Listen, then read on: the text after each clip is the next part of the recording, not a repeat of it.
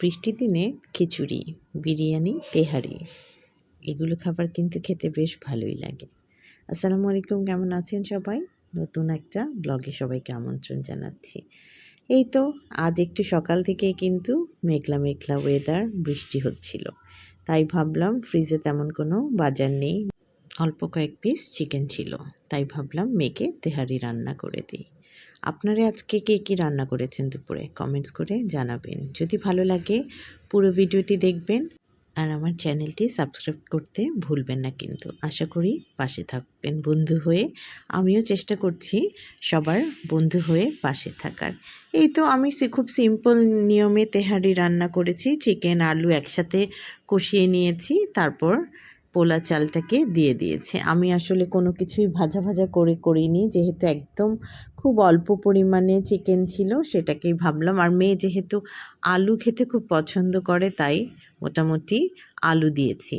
ডিম দিতে চেয়েছিলাম, মেয়ে বলল না ডিম খাবো না, ডিম দিও না, ডিম ছাড়াই আমাকে তেহারি রান্না করে দাও।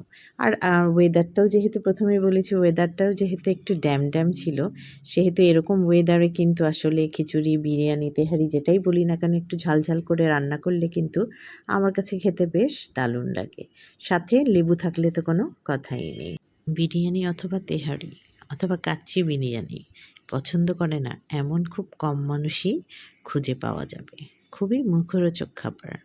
অনেকে তো আছে কিছুদিন পর পর যদি বিরিয়ানি না খেতে পারে তার তো ভালোই লাগে না। আমিও কিন্তু তাদের মধ্যে। আমার কিন্তু কিছুদিন পর পর এরকম হালকা তেহারি অথবা বিরিয়ানি, আর অনেক দিন পর পর কাচ্চি বিরিয়ানি খেতে আমার খুব বেশ ভালোই লাগে। কিন্তু আমার মেয়ে কেন জানি সবসময় পছন্দ করে না। আসলে বাসার সদস্যরা যদি পছন্দ না করে তাহলে কিন্তু আসলে এটা কন্টিনিউ করা যায় না। সবার ইন্ডিভিজুয়ালি একজনের জন্য রান্না করাটা অনেক ডিফিকাল্ট। একটু আলসেমি লাগে যে নিজে একা রান্না করে খাবো, বাসার সবাই রান্না করে খেলে ভাল লাগে। এই তো আমার তেহারি রান্না অনেকটাই হয়ে গেছে। আর অনেক দিন যেহেতু সংসার জীবন হয়ে গেছে, এখন আর পানিটা পরিমাপ করে দিতে হয় না, আন্দাজের উপর দিয়ে দিই। আর না ফুটলে অন্য ব্যবস্থা করি। আর ম্যাক্সিমাম টাইম চালটা ফুটেই যায়, যেহেতু একটা আন্দাজ হয়ে গেছে করতে করতে, সেহেতু এখন আর তেমন একটা ভয় লাগে না যে পোলাওয়ের চালের পানিটা মেপে দিতে হবে বা এরকম কিছু। দেখতে যেমনই হোক, অতটা আহামরি কিছুই তেমন কিছু ইউজ করিনি, একদম সিম্পল মেয়ের জন্য করেছি। আমার কাছে তো খেতে আলহামদুলিল্লাহ অনেক ভালোই লেগেছে। হালকার মধ্যে বেশ ভালোই রান্না করেছি। আরও যদি ইনগ্রিডিয়েন্টস মেশাতে পারতাম, আরও আদার্স যে মশলাগুলো আছে সেগুলো দিতে পারলে তো কোনো কথাই ছিল না।